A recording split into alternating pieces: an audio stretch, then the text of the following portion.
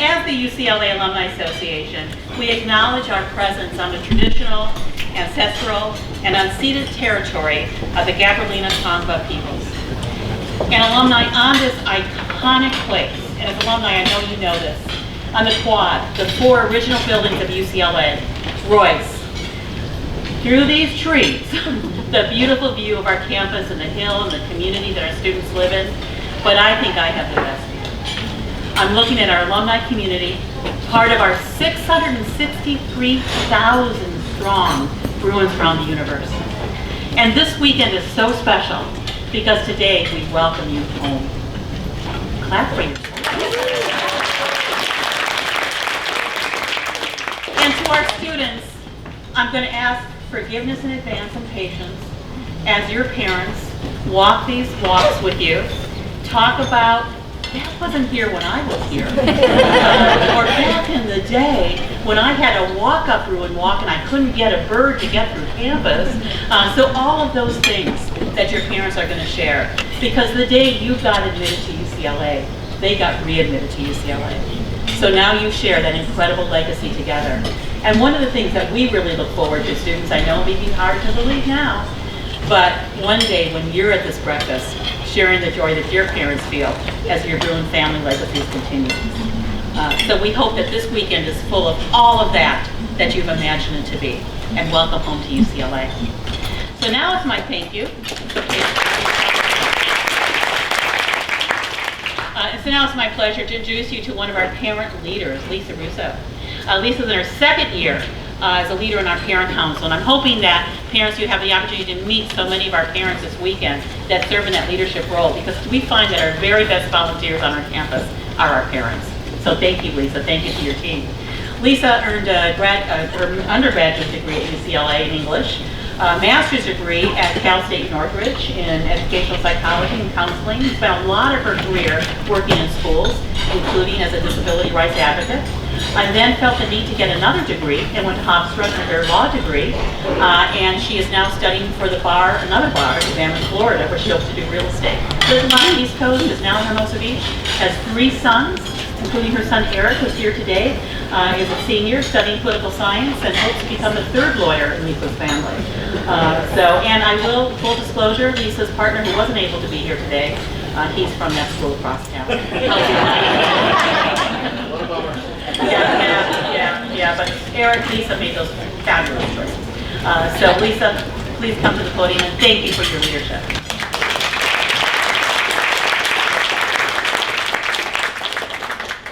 Thank you, Julie. Good morning, Bruin family! I am truly delighted to be standing before you today as we gather for another amazing Bruin Family Weekend. This is a time when we reflect upon the journey of our children who are either embarking on this collegiate experience for the first time, or like my son Eric, are continuing with the journey that they've already begun. This is also a great opportunity for me to share how my experience that I had as a UCLA student intersects with my son's journey as a current student, and how both of these experiences have shaped our careers and understanding of what it means to have a home at UCLA. I graduated in 1990, which to me feels like yesterday, but according to my own grown kids was actually a long time ago. And I didn't enter UCLA the traditional way. The truth is, I wasn't admitted to this prestigious institution the first time around. So in my typical 17-year-old fashion, I cried my eyes out when I got that rejection letter. But with the mantra that I carry to this day, things always work out the way that they should, I began my college career at another UC campus, and I was fortunate enough to be admitted to UCLA during my 2nd year as a college transfer student. Because I started UCLA in a non-traditional way, I missed out on all of the traditional welcome activities. I felt like everyone was already pretty well ensconced in their UCLA lives, having established friendships and routines. I moved into Hitch Suites, where many members of the UCLA football team resided. And I found myself wondering how I would find my home at this expansive and somewhat overwhelming, but nonetheless glorious campus. And that first quarter at UCLA was kind of rough. I had some interesting roommates and some lonely times while I was figuring out how I would integrate myself into my UCLA home. Thankfully, I had a class with some really great young women who introduced me to sorority life. I became a member of Sigma Kappa sorority, and some of my best UCLA memories took shape during my time of living in the sorority house on what was called the pledge porch. It was a single room that housed, it was either 12 or 14 girls. It could, yeah, 12, 14. I'm telling you, if your students ever complain about the size of their rooms, just share with them that they could be living in a long, narrow room that housed 6 or 7 bunk beds and a ton of clothing, makeup, hair dryers, all of that in one room. I earned my degree in English in 1990, and if I could go back in time and tell my former young student self, if I could say one thing to them, I tell myself to really take advantage of all of the opportunities that UCLA has to offer. I'd now give almost anything to sit in the classroom learning Shakespeare again. What a gift, even though it didn't feel like it at the time. And I'd also tell myself to really focus so I could get into a good law school. I actually ended up attending law school over 2 decades later. But once again, things always work out the way that they should. My UCLA experience has played a pivotal role in shaping my career, as I'm always evolving. I'm now licensed as an attorney and a broker in New York. I'm working in real estate back here now in Southern California. Sorry about that. And I'll be taking the Florida bar exam this winter. The essential skills that I gained during my time at UCLA, including effective communication, astute critical thinking, effective problem solving, and the capacity to connect with people from all walks of life, have been the foundational pillars of my achievements. My son, Eric, is a million times smarter than I am. I can't believe he has to hear me say that here. Oh, okay. He worked hard, and he took the direct route to being admitted to this amazing place. I'll take a step back here, and as Julie mentioned, my husband, Doug, is a devout Trojan, and he was not quite as overjoyed with my son's choice. It's been a few years, and he's still working on getting over it. I'm kind of glad he's not here because he would come in his USC gear and Eric's experience, it's hard to talk for so long. Eric's experience at UCLA has been quite different than my own. For example, as a 2020 MD, he spent his first year learning online from his apartment in Westwood. And I'm going to add what an apartment it was. It was a beautiful building with a pool, a gym. It was like a resort. Not exactly like his mom's tiny cramped room for 14. But eventually, he got his time in the residence halls with the meals that I hear are incredible. And I'm still waiting to try that amazing UCLA housing food. And now he's in an apartment again as he finishes his undergrad experience this year. During my time as a student in the 1980s, UCLA was renowned for its open and inclusive atmosphere. I am delighted that my son has found a welcoming and accepting community here as a gay student. He's never felt the need to hide or be worried about expressing his identity. And Eric and I are both proud Jewish Bruins. granddaughter and great-grandson of Holocaust survivors who fled to Israel. And we aspire to continue feeling completely comfortable in expressing our identities within this institution. This year, Eric will have completed degrees in political science and psychology, and he's aiming to attend what I'm sure will be a great law school, without waiting more than 20 years to do so like I did. But the commonality for both of us is the realization that UCLA is not just a place. It's a feeling, a memory, a lifelong connection that binds us together. Just as UCLA has been a home to me and Eric, it has also been a launching pad for our dreams, a canvas for our ambitions, and a beacon of inspiration. I am also privileged to have dedicated time to the UCLA Parents Council, where I've had the experience of fostering meaningful connections in support of the university. Through this experience, I've not only had the pleasure of representing the invaluable parent perspective on the UCLA journey, but I've also forged lasting friendships. My involvement with the Parents Council has allowed me to come full circle in my UCLA identity, transitioning from being a student to becoming a proud parent and alumna. So thank you, UCLA, for being a home to us all and for continually shaping lives and futures. Here's to the past, the present, and the future, all intertwined in this embrace of this remarkable institution that I'm proud to call my alma mater. As alumni, we all know how special a UCLA education is and how important it is to continue to connect and learn from the Bruin community.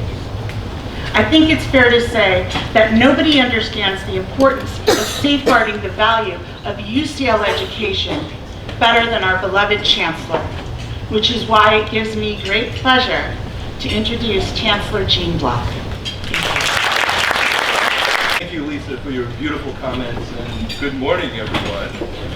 Good morning. And I must say, I say this every year, I'm always astounded when I meet multi-generational Bruin families, because it seems like it's almost impossible to get into UCLA. Statistically, the chance of a family member also getting in seems to be getting remote, actually. You know, I have this dream once in a while that someday I'm going to wake up and look at the newspaper and there'll be big headlines that this year, 0% people rounding off to the nearest integer. And that truly frightens me, because this is an education that many students desire. And I think we get 145,000 applications now for admission, first year admission, and thousands for transfer admission. So it is truly remarkable when we have multi-generational families. There's no legacy admissions, as you know. Everybody has to make it on their own credentials, and that makes this so special. So a lot has changed, and some of you have been walking this grounds as undergraduates or graduate students. And I think, you know, Lisa, you mentioned one of them, food. Gone is mystery meat in the dormitories, replaced by what gets rated every year as the best food in the country for college students. Now, having a son that graduated from Cornell, he takes great umbrage with that, because Cornell always prided itself, given it, had a culinary institute. This was the place where you go for great food. Not true. It's UCLA now. Also, many more course offerings now, many more majors, and changes in preferences for majors. There have been changes there. Guaranteed housing. So 30 or 40 years ago, we were still in transition from really being a commuter school to a residential university. Now there's no question, we're primarily a residential university. And we're the only UC, I think this year as well, that can guarantee 4 years of housing for first-year students and 2 years of housing for transfer students. So we are in a special class, and that's happened because chancellors before me, and we've all been building residences. We haven't stopped in good times and bad times, so we're in much better shape. Beyond that, there are things that haven't changed. Academic excellence, and this is a point to maybe pause and recognize Charles Young, who just passed away this past week. So Charles Young, who was probably many years chancellor when you went here, was extraordinary. I think he was chancellor for 29 years. And as you read about his career, he took a school that was a good middle-level city university, state university, obviously a UC, but brought it into a world-class status during his tenure. So the change in Chuck's tenure in this institution was spectacular, and it's because he had extraordinarily good academic judgment and a strong sense of where the institution was going, and that made a difference. And we miss him. He was my mentor. You know, there was really sometimes two of us, and I always appreciated his advice, and he'd give it, and it was fun. And I have to tell a story just because it's so funny. He told me the first time I met him, we were walking back to Murphy Hall. We walked past I think we were walking past the faculty center, and he was saying, he said, Gene, you know, I've been gone for 11 years from here, and I'm going to be a good ex-chancellor. I'm not going to get in your way. If you want advice, ask me, but I'll never give you advice if you don't want it. And he looked up and he said, Gene, you need to cut that tree down. And it said everything about Chuck, and that was the start of our relationship, and it continued really with him being an enormously important resource. So what has not changed is excellence, as I said here, and we've seen that in the last week. You know, we named 2 MacArthur geniuses were named, both from UCLA. It's very rare that an institution gets 2 Genius Awards, MacArthur fellowships, in 1 year. We also received, I was at the White House where President Biden bestowed the Medal of Science on Shelley Taylor, who's a very renowned psychologist at this university, and has given a lifetime of work to this campus. And it was a small group, I think about 8 or 9 people received the Medal of Science, and it was great to be there and observe that. In addition, in the last few years, Andrea Ghez, who many of you heard about, received the Nobel Prize in Physics in 2020, and an alum, Artem Patapoutian, received the Nobel Prize in Medicine in 2021. We count alumni too. If you win a Nobel Prize and you're an alumni, you're part of the family. We educated you, we should take responsibility. So that I think, you know, in many ways, when you look at research activities on campus, it's probably never been stronger. The amount of research support we're getting overall. The campus is really thriving intellectually and thriving in terms of its accomplishment. We're also working harder to keep you as part of the family, the 600,000+ alumni. So we have a program which was mentioned, Bruin Promise, which is really, I always say, your lifetime warranty. We want you to come back to us for education, for connectivity, and that's being rolled out, and obviously that's going to be really important as it develops. So all of these are really positive outcomes. This place is amazing. This is my last address to this group, because next year I'm going back to the faculty where I can complain about the administration. Sit in the faculty center, use the pool table. So I'm looking forward to that, but we're going to miss all the great times, and especially my interactions with alumni. So have a great day. Hope to see you around today, and go Bruins.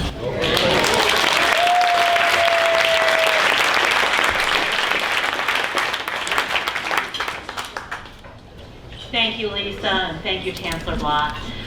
Your stories and your words remind us as alumni, it's always a great day to be a Bruin, right? So, Bruins, when we're together, there's one thing we have to do. We haven't done this yet. So while we're preparing, I'd like to invite our student leaders forward. Thank you for your leadership. Lisa and Eric, if you would like to join us up here as well. Yes. And finally, my favorite A-clap partner, Carol. I treasure each of the A-claps with Lisa's here together. As Gene said, this is their last year on campus, and I can never do an A-clap unless Carol does myself. So Bruins, we invite you to stand if you are able, and students, take over.